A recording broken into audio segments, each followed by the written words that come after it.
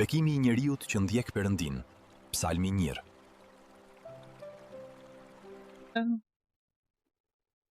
Mirë, sot do ndalemi tek psalmi numër 1, që edhe sapo e lexuam së bashku. Është interesante se koha që neve jemi duke kaluar I ka bërë me të vërtet njerëzit që të jenë të shqetësuar, të jenë plot me ankth, e gjithashtu plot me gëzëmrim, disa kalojnë edhe në forma të tjera, për shembull depresion, trishtim. Nuk e di për ju, ndërsa neve do të ndalemi së bashku tek psalmi 1. E fillon psalmin lum njeriu. Edhe nëse ne do ta merrnim nga hebraishtja vjetër, do të shikojmë që fjala lum mund të përkthehet osa I lumtur është njeriu, edhe vazhdon me pjesën tjetër të vargjes. Ky psalm mund të themi që trajton ose tregon ose përshkruan njeriun e lumtur, që njeriun që është me të vërtetë I lumtur. Tek vargu 1 na thuhet lum njeriu, ose mund ta themi osa I lumtur është njeriu që nuk ecën sipas këshillës të pabezëve. Është interesante sepse jo më pak se dje kisha me një bisedë me dikë që po më thoshte që feja është një lloj mënyre për të kontrolluar mendjen e njeriu. Feja ka, edhe sipas historisë, feja ka ndikuar në trajtimin e luftrave të mëdha. Është një realitet I hidhur ku neve njerëzit bëhemi pre e le të themi këtyre gënjeshtrave që neve na kënaqin edhe bëhemi pjesë e disa veprave të mëdha. Këtu na thuhet lum njeriu, pra fjala e Perëndis nuk po na thot që të shkojmë në luftra, sepse për shkak të qëllimeve të dikujt tjetër që ka në agjendën e tij, në programin e tij, po thot lum njeriu që nuk shkon sipas këshillës së pabezë. Çfarë do të thotë kjo? Kjo do të thotë që ai njeri që merr nisma të tilla, domethënë që ai ka në agjendën e tij, në programin e tij, në qëllimet e tij, si mund të themi neve, ka kërkon ato përfitimet e vet. Pra neve dimë që njerëz të ndryshëm përdorin njerëz të tjerë për veprat e tyre të liga. Për shembull, vjedhjet e mëdha që dalin. Edhe ne po e shikojmë edhe tek politikanët tanë, edhe te drejtuesit, që ata që janë më me shumë pushtet përdorin varësit e tyre për të bërë çfarë? Për të marrë ato arritjet e tyre dhe për të përfituar. Por është shumë e vështirë kur ti tërhiqesh nga njerëzit e liq dhe të imponohesh nga njerëzit e liq që të bëjnë vepra, që të arrijnë veprat e tyre të liga, ti të rris të qëndrosh në fund. Apo jo. Perëndia na thon edhe na thot lum njeriu që nuk ecet sipas këshillës së pabezëve, që nuk ndalet në rrugën e mëkatarëve dhe nuk ulet bashkë me tallës. Është interesante sepse neve shikojmë për shkak të mëkatit që ndodhet në botë sot, neve shikojmë që njerëz që nuk janë të aftë nga ana intelektuale, le të themi, që nuk kanë shpenzuar kohën e tyre që të shkojnë në shkollë të studiojnë, po për shkak të qëllimeve tyre të liga arrijnë edhe kanë edhe pushtet. Kjo ndodh sepse shumë njerëz anojnë nga kjo pjesë, pra, edhe kërkojnë gjën e ligë. Pjesa tjetër, duke vazhduar me vargun 2, thotë, por që gjen kënaqësinë e tij në ligjin e Zotit dhe që mendon thellë ditë e natë mbi ligjin e tij. Ka një lloj qetësie, ka një lloj paqe që fjala e Perëndis, që vetë të ndjekurit udhëzime, mësimet e Perëndis na japin, që neve marrim. Ne mund mos kemi luksin edhe ato të mirat materiale siç I kanë të tjerat, por ne është sigurt që kemi një lloj qetësie, një lloj paqe shpirtërore që vetëm Perëndia ka. Shpeshherë është e vërtetë dhe kjo gjithashtu që në momente të ndryshme të jetës sonë ka momente që ne nuk do të përgjigje pse na ndodhin gjërat që ndodhin.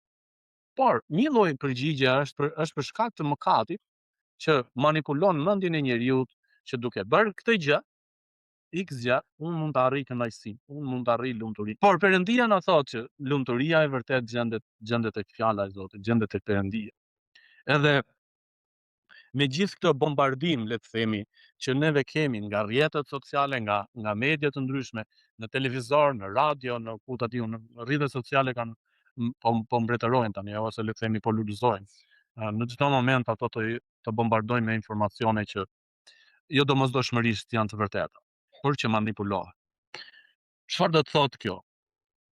Që edhe mendja e njeriu duhet të jetë akoma më e fortë për të qëndruar në fjalën e Zotit. Pikërisht vim tek vargu 3 që na thot: ai do të jetë si një pemë e mbjellë gjatë brigjeve të ujit që jep frytin e tij në stinën e tij dhe të cilit gjethet nuk i qishken dhe gjithçka bën do të ketë mbarsi. Ka gjëra të vogla, ato rritje të vogla për shkak të mbretërimit të mëkatit, neve nuk e shpeshherë mase nuk e shikojmë atë lulësimin, mase nuk e shikojmë atë mbarsinë.